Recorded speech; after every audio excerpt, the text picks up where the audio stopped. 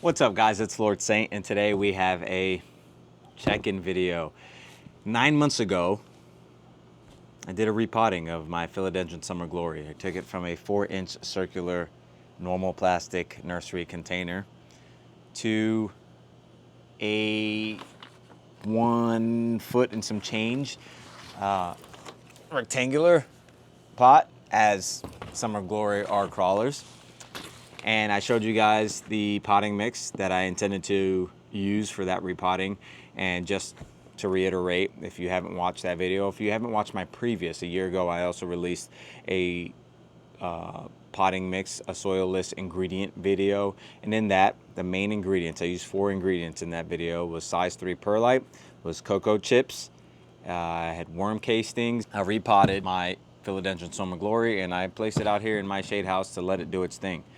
And I am happy to announce to you guys, for anybody that doubted or just really had never used that mix before, here we are. Ugh.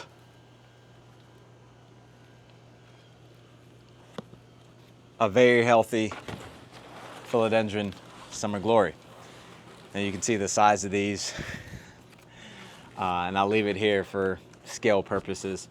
But the Philodendron Summer Glory has been doing great. It's actually in dire need of a repot inside of the pot that it's in now. I need a longer pot, or it's time for me to propagate and make multiple, but I'm just gonna give it a longer pot. I'm gonna see if I can find maybe a 3 foot.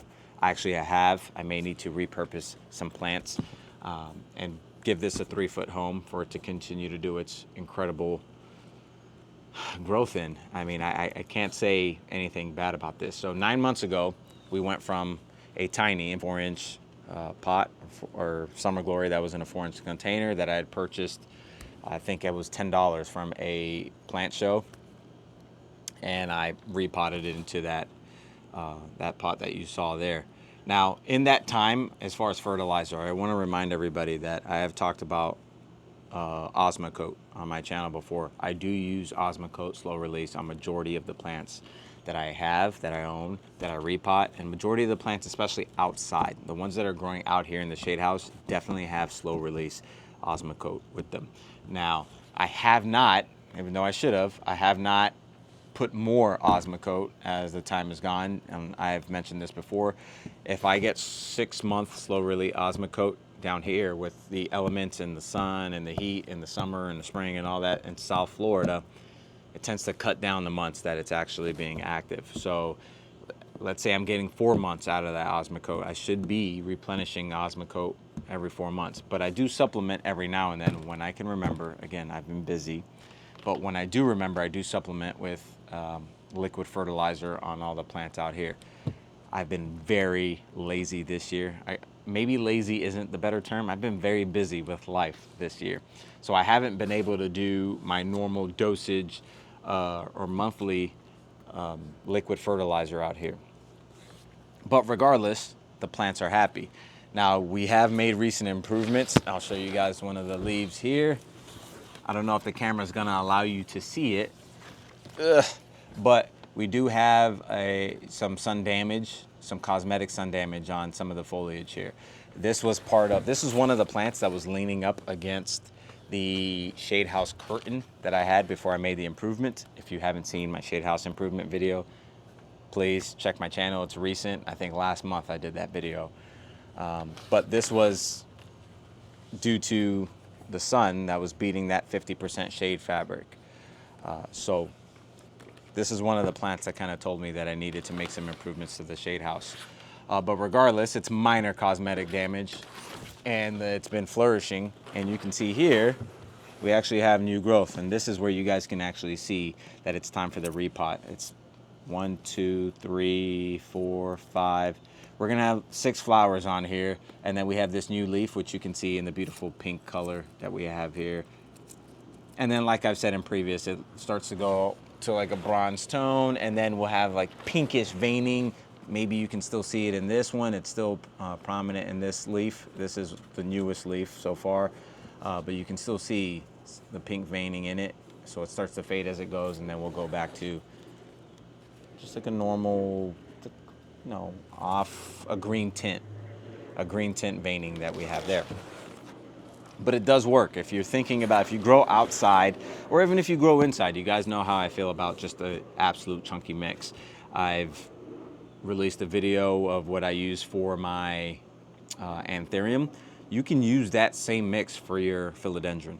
I've had zero issues. I mean, this is a chunkier mix. If I didn't have as much rainfall or didn't have access and I was busier and I didn't want to water this plant as much as I do, whether it be the elements or me watering it or my automated watering system, what I probably would add, knowing what I know now, I would probably add either cocoa peat or tree fern fiber. I would add. That's kind of like my new additive, my new go-to. But like I said, this is doing just fine with the cocoa chunks, the bark, the perlite, which those three ingredients right there, that's a very chunky mix. And you can see it, just how chunky this is. It's taken over. When I pull this out, I'm going to repot it exactly how it is. Like I should be able to just yank this out and it should be all one piece, one block, because the roots easily, I see roots everywhere. The roots are easily navigating this mix. This is why I love the chunky mix.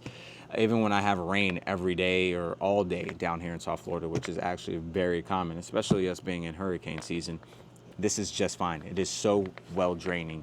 I never have any issues. And I've always said I'd rather super well draining than potting mix that can get bogged down. So that's where we're at with this. It's doing great. It's gonna get a new repot. I'm gonna hide amongst the foliage here, as you can see. But let me know down in the comment section if you want to see the next repot of this. If you want me to do another update or another video of me repotting it and making that batch of ingredients so we can see how that does in the next 9 months or the next 6 months. But I'm confident with this, especially with the improvements of shade that I made in the shade house here with the Philodendron Summer Glory. And I'll back this up a little bit so you guys can see a bit better. It's doing fantastic. You can see me here. It's doing great. I strongly urge you, if you haven't, go back and watch that video 9 months ago. It's on my channel of me repotting my Summer Glory. And you can see the size that it started at and where we're at now. In 9 months, we've achieved this growth. And it's begging me for more space. A new home. It's begging me for a new home with a new pot, with, you know, fresh mix and more space for it to continue to do its thing. But I certainly didn't expect this to do what it does. And here's my hand for reference on some of the foliage here. So you can see it's absolutely happy. That's all to it on this one. This was, like I said, we're checking in.